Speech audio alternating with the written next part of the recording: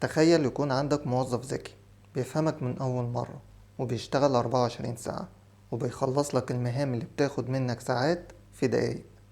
شات جي بي تي ممكن يكون الموظف ده لو كتبت له أوامر ذكية.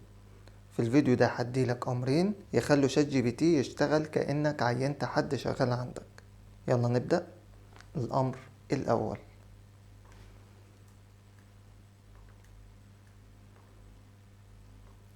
انت كاتب محتوى محترف، اكتب لي بوست تسويقي لمنظف سجاد موجه لستات البيوت بأسلوب بسيط وجذاب، مع جملة ختامية تحفزهم يشتروا المنتج. تمام، إليك بوست تسويقي بأسلوب بسيط وجذاب. طبعا شايفين الكلام عامل ازاي؟ يا ست الكل، عارفة إحساس الراحة لما تدخلي بيتك وتلاقي السجاد نضيف وريحته منعشة؟ كلام في منتهى الجمال. تحب اكتب لك نسخة تانية للبوست بأسلوب قصصي؟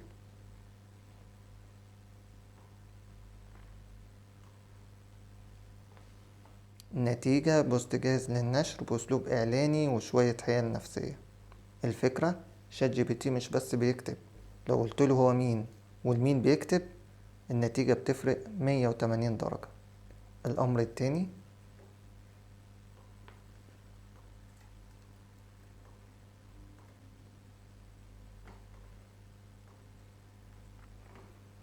نظم لي يومي من 9 الصبح ل5 مساء، بحيث أشتغل 6 ساعات وارتاح ساعة، وخصص وقت لكتابة المحتوى ومتابعة العملاء، وحدد لي المهام بالدقايق.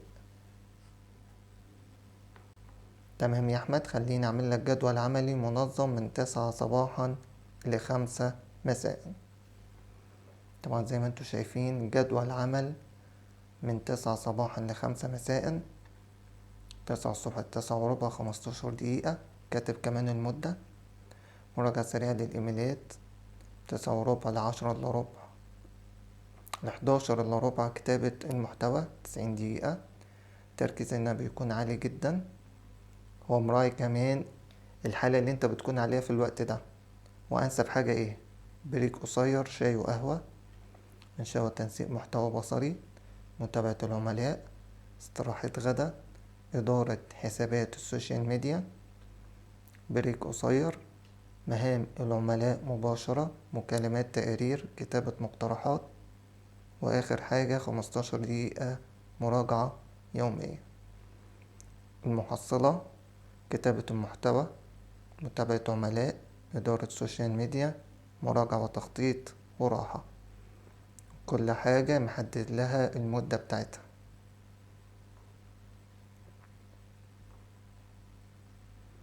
النتيجة زي ما انتوا شايفين، جدول يومي واضح. لو التزمت بيه هتنجز اكتر من اي يوم تاني. الفكرة: شات جي بي تي ممكن يكون مدير وقتك لو عرف اولوياتك. الاوامر دي مش مجرد اوامر، دي اختصارات عبقرية. شات جي بي تي بيشتغل معاك مش مكانك. لو عايز اوامر تانية تغير طريقة شغلك، اشترك في القناة وفعل الجرس، وابعت الفيديو ده لزميلك اللي نفسه يعين موظف ومش لاقي. اشوفك الفيديو الجاي.